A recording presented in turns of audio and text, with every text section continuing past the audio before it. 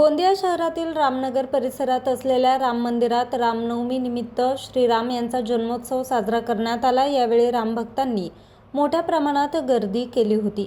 12 वाजता श्रीराम यांना पाळण्यात टाकण्यात आलं। पाळणाघात महिलांनी राम जन्मोत्सव साजरा केला। यावेळी महिलांनी मोठ्या संख्येने गर्दी केली होती। पाळण्याला झोका देण्यासाठी सुद्धा महिलांनी गर्दी केली। याच राम मंदिरातून रामनवमीची शोभायात्रा निघणार आहे। ही शोभायात्रा संपूर्ण गोंदिया शहरात फिरणार असून या शोभायात्रेमध्ये विभिन्न प्रकारचे देखावे असणार आहेत। आता कमीत कमी 30 वर्ष होत आलेले आहेत। राम जन्म इथे साजरा केला जातो।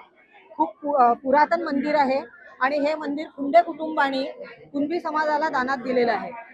तेव्हापासून इथे राम जन्माचा कार्यक्रम होतो।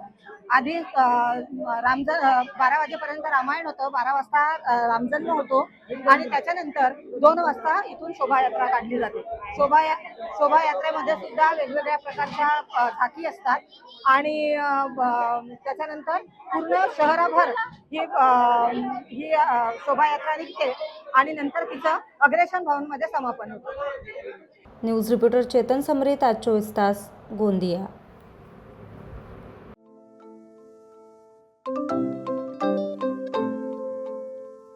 नवनवीन आणि ताज्या घडामोडींसाठी आज 24 तास सबस्क्राईब करा।